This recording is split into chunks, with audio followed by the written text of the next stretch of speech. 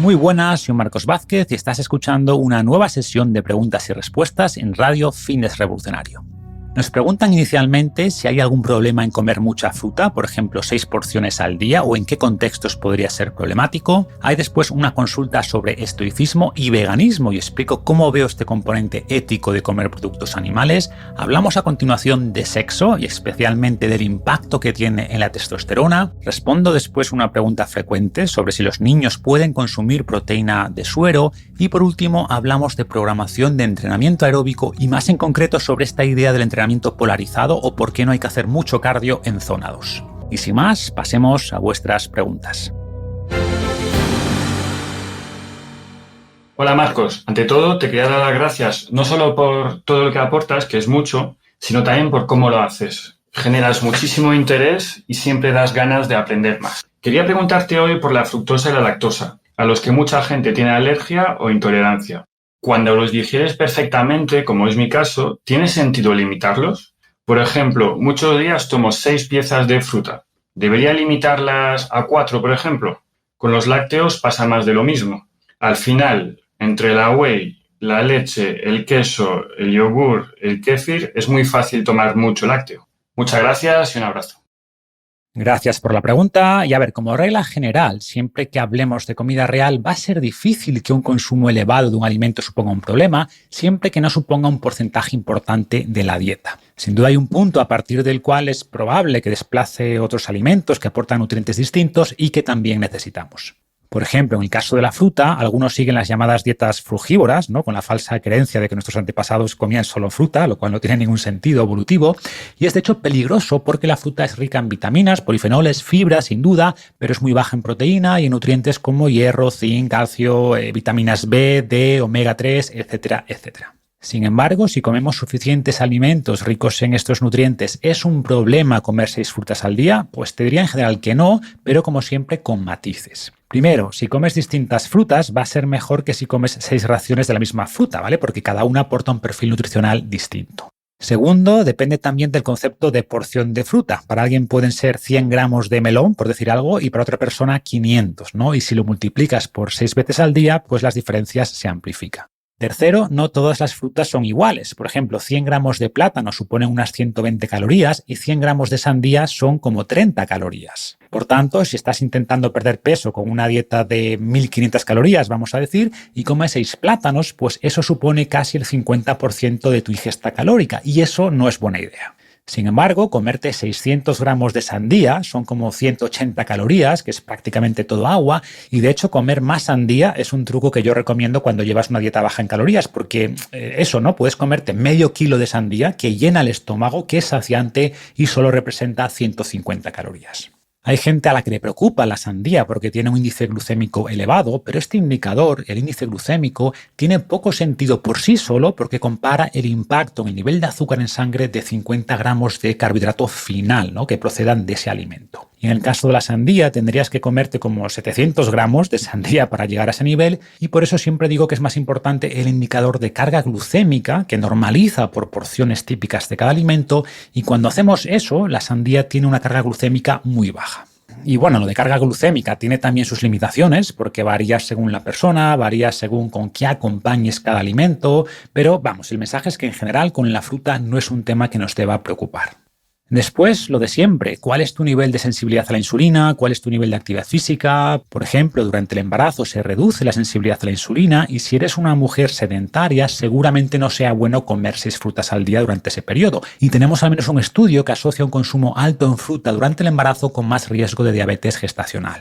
O algo similar si eres diabético y sedentario. Algo de fruta te vendrá bien, por supuesto, pues un par de raciones al día, por decir algo, pero seguramente 6 frutas sí suponga un problema. O una vez más, depende del contexto. O sea, si eres diabético, pero lo que haces es quitarte snacks ultraprocesados que tomabas a media mañana y a media tarde y lo reemplazas por fruta, pues el efecto neto va a ser positivo, desde luego. Y si la fruta te ayuda a reducir esos productos, pues adelante, ¿vale? Quizá no sea lo ideal, pero es una mejora importante. Si estás restringiendo calorías porque quieres perder peso y no eres muy activo, yo en general recomiendo 2-3 porciones de fruta al día, pero como decía antes, ¿vale? Depende mucho del tipo de fruta, depende de la cantidad que cada uno considere una porción. Por eso recomiendo al menos unos días pesar los alimentos, registrar calorías porque ayuda mucho después a conocer mejor los alimentos y por tanto a tomar mejores decisiones. Si por el contrario haces mucha actividad física o estás en una fase de volumen y te cuesta subir de peso y por supuesto también estás entrenando, es difícil pensar que comer 6 frutas al día pueda ser un problema y de hecho seguramente te ayude. Asumiendo, por supuesto, como decías en la pregunta, que no tengas ningún tipo de intolerancia a la fructosa, que no notes molestias intestinales. Por ejemplo, algunas frutas son altas en FODMAP y muchas personas son sensibles a estos compuestos fermentables, ¿vale? Pero si notas buenas digestiones, adelante. Y ya por cerrar el tema de frutas, si hablamos de grandes estudios, se publicó en marzo de este año, de 2021, un metaanálisis que siguió a más de 100.000 personas y su consumo de frutas y se observó que el mayor beneficio de reducción de mortalidad se observa con entre 2 y 3 frutas al día. Y después de esto, la curva empieza a darse la vuelta, o sea, a verse menor beneficio, pero incluso con 6 frutas al día se ve un beneficio respecto a no comer fruta. Y respecto a los lácteos, podríamos hacer un análisis similar, no voy a extenderme tanto, pero es cierto que como especie estamos mejor adaptados al consumo de fruta que al consumo de lácteos. La fruta siempre ha sido parte de nuestra dieta, y a ver, es cierto que las frutas de ahora no son en general como las de antes, ¿vale? Son más grandes, son más dulces, pero siguen siendo fruta, mientras que los lácteos son una incorporación más reciente a la dieta humana. Pero, de nuevo, si los toleras bien, como aparentemente es tu caso, la mayoría de estudios muestran beneficios de consumir lácteos, especialmente los lácteos fermentados. Recomiendo consumir más lácteos fermentados que leche, porque los primeros se asocian casi siempre con beneficios para la salud, incluso en cantidades altas, mientras que con la leche la evidencia es un poquito más heterogénea. Pero, de nuevo, tenemos que entender el contexto, cuántas calorías necesitas, cómo es tu dieta global, cuál es tu nivel de actividad física, cuál es tu tolerancia, y en función de eso habría que matizar un poco más. Hola, Marcos. Bueno, lo primero de todo, muchas gracias por la labor que haces, por tu rigor científico y por la forma que tienes de comunicar. Mi pregunta sería un poco relacionada tanto con el estoicismo como con la primera pregunta que respondiste en el podcast 281, relacionado con la dieta vegana. Bueno, y hablabas de problemas de omega 3, no sé qué, que había que tener cierto cuidado con algunos nutrientes, y muchas gracias por decir eso, porque había muchas cosas que no estaba tan al tanto y que tengo que tener en cuenta en un futuro. Pero bueno, al final la conclusión un poco era que era más inconveniente, que había que tener cuidado, que recomendaba hablar con un profesional, pero bueno, con una dieta vegana podía cubrir perfectamente todos nuestros nutrientes y tal. Entonces, dentro del estoicismo, ¿no? Se podría decir que una dieta animal, una dieta omnívora no es necesaria. Y dentro del estoicismo, ¿no? Está la virtud, y dentro de la virtud, que es como la principal preocupación de los estoicos, y dentro de la virtud estaría la justicia. Entonces, si no es necesario comer animales para estar sano, un estoico no debería ser por definición vegano, porque en el momento en el que somos veganos estamos siendo injustos con otras especies, ¿no? Estamos cayendo en el especismo. Me gustaría saber qué piensas sobre eso. Muchas gracias.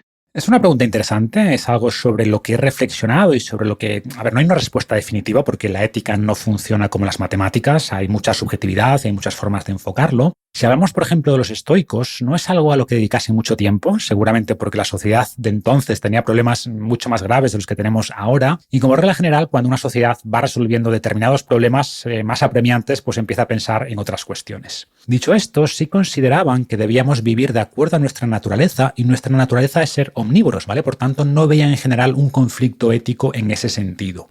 Si tenemos, sin embargo, casos como Musonio Rufo, que era vegetariano, pero más por un tema de proponer una dieta básica, frugal, que por un tema ético. En general, los estoicos consideraban que los animales estaban al servicio de los humanos, Epicteto es el que quizás resalta más esto, y por eso no verían un problema en usarlos para nuestro beneficio. Estarían, por supuesto, de acuerdo en intentar no causarles daño innecesario, pero veían su consumo, su uso en general como necesario. Primero, para moverse, o sea, sin caballos pues no sería posible su sociedad. Segundo, para producir alimentos. Una granja necesita animales para el abono, entre otras muchas cosas, y una granja sin animales solo es posible con fertilizantes modernos, procedentes de combustibles fósiles, y sin consumo de animales y sin suplementos de vitamina B12, pues hubiera sido muy difícil también llevar una buena dieta, ¿no? Y por eso, como decía antes, no es algo a lo que dedicasen mucho tiempo porque sencillamente no tenían opción, tenían que usar animales. Y solo en una sociedad como la nuestra, con suplementos, con coches, con fertilizantes a base de combustibles fósiles, etcétera, tiene sentido este debate. Por otro lado, y a ver si se entiende esta idea, creo que es necesario ser especistas y entendemos como especistas darles menos derecho a los animales que a los humanos, porque si les diéramos los mismos derechos, nuestra sociedad no sería viable y tampoco encaja con nuestra naturaleza. O sea, yo no sería amigo, por ejemplo, de alguien que ante la disyuntiva de salvar la vida de un niño o del perro del niño, si ambos se caen al río, por decir algo, pues tuviera algún tipo de duda ética o le fuera indiferente salvar a uno o a otro. Es decir, creo que es normal y que es útil que demos más valor a la vida de un humano que de otro animal. Dicho esto, es normal también y bueno que demos valor a la vida de otros animales y que nos esforcemos por respetar sus intereses y sus instintos básicos. Y por eso creo que las grandes explotaciones, donde los animales viven toda la vida enjaulados, sin ver la luz del sol, pues no son éticas y es algo que deberíamos intentar reducir o mejorar y por suerte se ha avanzado mucho en estos últimos años, pero creo que queda camino. Por suerte existen muchas explotaciones animales extensivas, donde los animales viven parte del tiempo en libertad, con una dieta natural, en grupos con otros. Y la gran pregunta aquí es si la vida de estos animales tiene valor, ¿vale? Si es una vida que merezca la pena ser vivida. Y si la respuesta es que sí, la conclusión sería que es poco ético privarles de esa vida. Pensemos de nuevo en esa vaca que lleva una vida tranquila, que pasta durante el día, que está protegida de las inclemencias durante la noche, que está protegida de depredadores, que recibe tratamiento veterinario cuando se enferma. ¿Es una vida mala? Yo diría que no. Ojo, eso no quiere decir que no tenga malos momentos, o sea, es ordeñada, es transportada en camiones, pasa poco tiempo con su cría, pero esto ocurre también en la vida de muchos humanos que sufren en muchos momentos de su vida, pero eso no implica que no quieran seguir viviendo o que sus vidas no tengan sentido. Y cuando comento esto, el argumento de algunos es que después los matamos y por tanto todo lo anterior no vale. Pero esto tampoco tiene sentido. Al final todas las vidas terminan, incluidas las nuestras, y los estoicos afirmaban que no importa tanto la duración de nuestras vidas como lo que hacemos con ellas. De hecho, si hablamos de ese momento concreto de la muerte, podríamos decir que las muertes de los animales de granja son mucho más rápidas e indoloras que la muerte de los animales salvajes. Un herbívoro en la naturaleza morirá o devorado por depredadores, que es muy poco agradable, o morirá de inanición o por alguna infección que lo va a matar lentamente. Y no por tener esas muertes tan dolorosas decimos que la vida de los animales salvajes no tenga sentido. Entonces tampoco es un argumento válido. También por todo esto, yo recomiendo prestar más atención a la calidad de los productos animales que consumimos y gastar algo más de dinero ahí que en frutas o verduras ecológicas, ¿vale? Donde el impacto es menor. Si puedes comer huevos de gallinas no enjauladas, mejor. Si puedes comprar carne o lácteos de vacas alimentadas con pasto y que pastan de verdad, pues mucho mejor, o carne de caza, etc. No solo tienen mejor calidad en general, sino que su producción es más respetuosa con los animales y creo que esto es importante. Y esto sin entrar en análisis más profundos, en el sentido de que si dejáramos de comer animales tendríamos que dedicar más espacio a producir alimentos vegetales y eso implica más terreno, matar muchos más animales en el proceso de sembrado, de recolección, y esto rara vez se tiene en cuenta. Entonces, va por ahí un poco la idea. A los que les interese este tema les recomiendo algunos libros, por ejemplo, el libro de Sacred Cow o Vaca Sagrada de Diana Rogers y Rob Wolf. Evalúa en profundidad todos estos aspectos, ¿vale? Más el asociado al impacto ambiental y creo que es un buen punto de partida. Espero también dentro de poco traer a un ganadero con experiencia en estos temas para ver cómo puede realmente extenderse este modelo de ganadería más respetuosa con el medio ambiente y más respetuosa con los animales. Al final existen como dos visiones, ¿no? La más abolicionista, que piensa que cualquier uso de los animales es equivocado y por tanto no debería criarse animales con este fin, y la más bienestarista, ¿no? Que se preocupa por el bienestar, es decir, que entiende los beneficios del uso de animales, pero que propone un trato más humanitario hacia esos animales e intentar que en el neto, es decir, lo bueno menos lo malo, pues que sus vidas sean razonablemente buenas. Ese sería el bando en el que estoy yo y por lo que deducimos de las lecturas estoicas creo que coincidirían.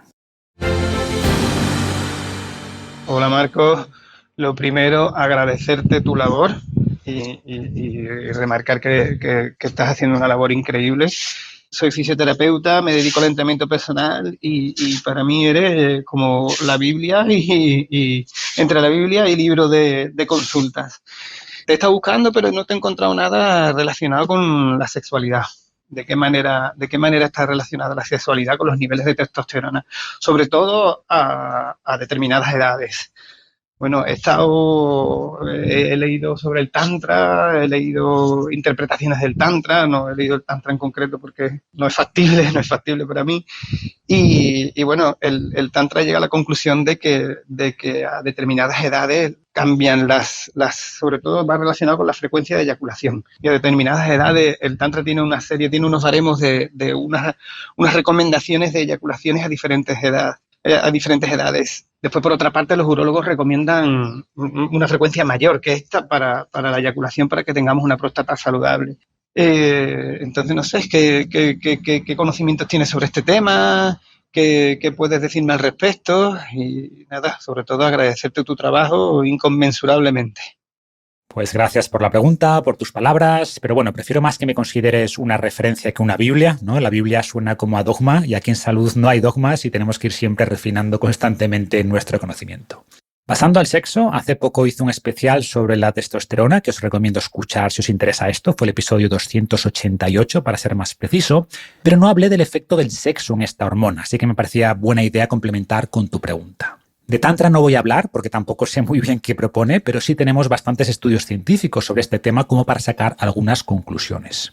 Primero, aclarar que en estos casos es importante basarnos en ensayos clínicos porque si hablamos de estudios observacionales es normal encontrar que niveles más altos de testosterona se asocian con más relaciones sexuales, pero como vimos en ese episodio especial, seguramente la testosterona alta es la que tiene más efectos sobre la frecuencia de las relaciones sexuales porque aumenta el deseo, pero también sabemos que la relación es bidireccional y que las relaciones sexuales afectan la testosterona.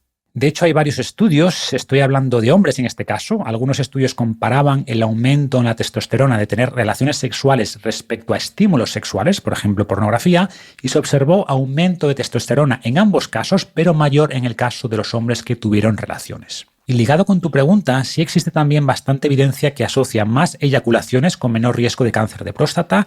Hay un metaanálisis de hace unos años, del 2016, que concluyó que el riesgo de cáncer de próstata era un 20% menor a igualdad de edad en el grupo de hombres con más eyaculaciones al mes. Y a ver, hay bastantes variables de confusión aquí, pero bueno, los investigadores intentaron ajustar por ellas y el resultado se mantiene. Después, hay por ahí alguna corriente que propone la abstinencia de sexo y masturbación. Podéis buscar NoFap en Google, N-O-F-A-P, y tiene algunas ideas válidas, sobre todo para los que sientan que están como muy enganchados a la pornografía, que eso es un problema, ¿no? Y que lean también mi artículo sobre ayuno de dopamina, que enlazaré en las notas del episodio de hoy, o que podéis buscar en Google si ponéis Fitness Revolucionario ayuno de dopamina. Y es bueno alejarse temporalmente de ciertos estímulos que estimulan de manera anormal nuestra dopamina, ¿vale? Pero también se comenta en estos círculos que la abstinencia eleva la testosterona y esto no es cierto. A ver, se ha visto una elevación puntual a los pocos días de abstinencia, esto es cierto, pero regresa poco después a la línea base y no se eleva más por mantener esa abstinencia, por lo que al menos en este sentido no parece mostrar beneficios y sin embargo los beneficios de mantener relaciones sexuales sí están mucho más demostrados, ¿no? Tanto en hombres como en mujeres y supongo que nadie necesita mucha evidencia para esto, para tener más sexo, pero por si acaso ahí está la evidencia. Hola Marcos. Bueno, antes que nada agradecerte pues toda la labor de divulgación que haces, poniendo fácil lo que es difícil. Mi pregunta es respecto a los batidos de proteína. Yo suelo tomar a diario batido de proteína porque es una manera fácil que me ayuda a llegar a mis requerimientos proteicos. Sé que debo priorizar la comida real, pero con el ritmo de vida no siempre se llega. Entonces, mis hijos me ven con frecuencia tomar batidos de proteínas y me piden. ¿Es incorrecto o no sería recomendable incluir o dar a los niños batidos de proteínas, yo que sé, algún día para merendar, por ejemplo? ¿No sería lo más saludable o es mejor en niños evitarlos? La verdad es que no he encontrado ninguna persona que me lo sepa responder con fiabilidad ni ninguna fuente que ni contraindica ni recomienda. Muchas gracias. Gracias por la pregunta, me la hacen con frecuencia y a ver, como mensaje general, no hay problema en que los niños o los adolescentes consuman proteína de suero, como siempre digo, está para mí a medio camino entre un suplemento y un alimento. Al final es un producto natural que se obtiene en el proceso de fabricación del queso y lo que se hace después es aislarlo y desecarlo para concentrar el suero. Entonces, si hablamos de proteína de suero, entre comillas, limpia, ¿no? Como la panacea de Palo Bull, que no tiene azúcares añadidos o maltodextrina, ni aditivos problemáticos en niños, pues tomar un batido con proteína de suero no supone un problema, pero como algo esporádico, ¿vale? Primero, porque deben acostumbrarse a que la proteína venga de la comida, y segundo, porque los niños tampoco requieren tanta proteína. O a ver, corrijo, o sea, en proporción a su peso requieren más que un adulto porque están creciendo, pero dado que pesan mucho menos, pues en términos absolutos necesitan menos. Y quizá un niño de 8 años pues necesita unos 40 gramos de proteína, más o menos en función del peso, y un scoop de proteína pues tiene entre 20 y 25 gramos de proteína. Entonces le estás dando más de la mitad de proteína que necesita al día en un batido, y eso tampoco, o sea, ni es necesario ni es recomendable. Entonces, en resumen, no hay problema en que consuman suero aislado, en que le des un poco del que preparas tú si lo quiere probar, pero la dosis típica, ¿no?, de entre 25 y 30 gramos están pensadas para adultos y por tanto deberíamos ajustarlas según el peso de los niños, pero insisto, en la medida de lo posible es muy importante a esa edad que prioricen la comida real tanto para la proteína como para el resto de macronutrientes. Hola Marcos, ¿qué tal? Me llamo Fran, soy un gran fan desde hace mucho tiempo y bueno, quería preguntarte sobre la zona 2 de entrenamiento. Recuerdo un artículo tuyo en el que la criticas, ¿no?, bastante, como que mucha gente pasa demasiado tiempo en esa zona, ¿no?, entrenando, y que quizá deberíamos pasar más tiempo en la zona 1, ¿no?, de entrenamiento, y en la zona 3, ¿no?, con muy baja intensidad y con muy alta intensidad, y no tanto en esa zona, pero últimamente, bueno, parece que se está hablando bastante de esa zona, ¿no?, y de los beneficios que tiene, como sobre todo, ¿no?, parece que para las mitocondrias y todo esto, ¿no?, para que trabajen de forma más eficiente. Y bueno, quería saber si habías cuál es tu opinión al respecto, te has informado más de ello, si tienes planeado algún artículo, y bueno, si nos puedes ir adelantando algo sobre tu opinión, pues estaría muy bien. Un saludo. Gracias por la pregunta, Frank. Y antes de responder, vamos a explicar un poco esto de las zonas de entrenamiento para que nadie se pierda. Y se refieren básicamente a la intensidad del entrenamiento, ¿no? Cuando hablamos de la programación del entrenamiento, hay dos variables principales con las que podemos jugar, que son el volumen y la intensidad. En el caso del entrenamiento de fuerza, que es de lo que más suelo hablar, el volumen se refiere generalmente al número de repeticiones totales que hacemos y la intensidad al porcentaje del 1RM con el que estamos trabajando, ¿no?, o a la dificultad del ejercicio si hablamos de calistenia. Y por tanto, una sentadilla normal sería menos intensa que una sentadilla a una pierna, por decir algo. En el caso del entrenamiento aeróbico, que es por donde va la pregunta, el volumen se refiere al número total de kilómetros realizados o al tiempo total de entrenamiento, y la intensidad sería el porcentaje de la frecuencia cardíaca máxima o del VO2 máximo. ¿Qué ocurre? Que por simplicidad se suelen usar zonas de entrenamiento, y aquí hay muchos modelos. Quizá el más usado es el modelo de 5 zonas de entrenamiento, donde la zona 1 es una intensidad baja, casi de recuperación activa, por debajo del 60-65% de la frecuencia cardíaca máxima. La zona 2 sería entre el 65 y el 80% de la frecuencia cardíaca máxima. La zona 3 entre el 80-85, la zona 4 del 85 al 90-95 y la zona 5 sería máxima intensidad, ¿no?, entre 95 y 100% más o menos. Hay algunas diferencias, pero esta es la idea. En muchos estudios, sin embargo, se utiliza un modelo todavía más simplificado basado en 3 zonas. Y entiendo que tu pregunta se refiere a este modelo simplificado que he mencionado en algún artículo. ¿Por qué se usa muchas veces este modelo en los estudios? Porque no es tan arbitrario como el anterior, ¿no?, en el sentido de que cada zona tiene un sentido fisiológico. Me explico. La zona 1 corresponde a una intensidad donde el lactato permanece estable en sangre, donde el sustrato energético principal es la grasa, también algo de glucógeno, por supuesto, y se produce algo de lactato, pero como es poco, el cuerpo puede reciclar ese lactato, reconvertirlo a glucosa gracias al ciclo de Cori en el hígado, y por tanto podemos mantener esta intensidad durante mucho tiempo, o sea, varias horas, de hecho, en personas entrenadas. Después está la zona 2, donde el lactato va aumentando gradualmente de manera lineal, ¿no?, a más intensidad, más acumulación de lactato en sangre. El motivo, obviamente, es que la producción de lactato, al usar más glucógeno de manera anaeróbica, es superior al lactato que podemos reciclar y, por tanto, va aumentando de manera lineal. Y la zona 3, que se encuentra obviamente a mayor intensidad, corresponde a un cambio metabólico donde la glucólisis o el consumo de glucosa como fuente energética pasa a ser mucho más importante que la grasa, y por tanto la acumulación de lactato en sangre e iones de hidrógeno que acompañan esta producción de energía pasa de ser lineal a ser exponencial, y por tanto es una intensidad que podemos mantener poco tiempo. Sé que esto es un poco técnico, así resumido, pero tengo un artículo sobre entrenamiento polarizado donde lo explico en más detalle para quien quiera profundizar. Y lo que comento en ese artículo, y creo que por ahí viene tu pregunta, es que muchas personas que dedican muchas horas a la semana a entrenar pasan gran parte de esas horas en la zona 2, que es una zona donde notas sin duda esfuerzo, pero que puedes mantener bastante tiempo. Y lo que nos dice la evidencia científica y la experiencia práctica de grandes atletas de resistencia es que deberíamos pasar más tiempo en la zona 1 para potenciar el motor puramente aeróbico y después dedicar sesiones específicas a la zona 3 o esa zona de máxima intensidad, porque en estos extremos se producen adaptaciones metabólicas y mitocondriales que no obtenemos si pasamos todo el tiempo en esa zona 2.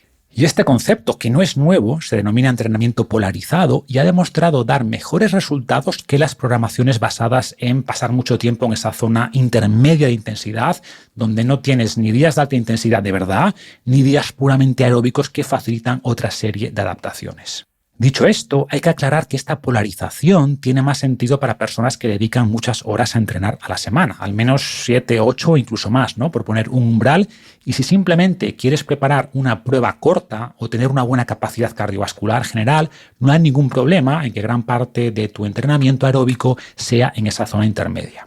O si hablamos ya de programar una maratón, pues obviamente en cada fase va a haber variaciones, ¿no? Y por ejemplo, al principio de la temporada o como primer fase de entrenamiento, la idea sería pasar mucho más tiempo en zona 1 y a medida que avanza la programación, pues irías aumentando la intensidad y bajando algo de volumen. Y por supuesto, si hablamos del modelo de 5 zonas, sería distinto, ¿no? Y lo que estoy llamando aquí zona 1 sería en realidad zona 2, pero bueno, conceptualmente se trata de eso, ¿vale? De incluir sesiones puramente aeróbicas por un lado y otras puramente anaeróbicas o de muy alta intensidad. ¿Y cuál es el problema? Pues que a muchos atletas de resistencia como que les cuesta meter estas sesiones más suaves porque sienten que no son útiles, que se tienen que estar frenando, digamos, pero paradójicamente al ir más lento en estas sesiones y potenciar ese motor aeróbico puro, pueden después correr más rápido, aunque psicológicamente no es fácil muchas veces. Y como decía, tengo un artículo donde profundizo en esto, que pondré en las notas del episodio o que podéis buscar en Google si buscáis Fin de Revolucionario, entrenamiento polarizado. Y también tengo una entrevista con Manuel Sola Arjona en el episodio 222, donde también lo comentamos. Y nada más por hoy. Mil gracias como siempre por escuchar. Y os pido el favor habitual, si os gusta el podcast, si habéis aprendido algo, y es que nos dejéis una evaluación en Apple Podcasts, en iVoox, o que compartáis este episodio en vuestras redes sociales, que nos ayuda a llegar a más personas. Y también recordad que os podéis apuntar a mi lista de correo en fitnessrevolucionario.com/lista, donde comparto algunas reflexiones e información que no publico en ninguna otra parte. Gracias y hasta la próxima.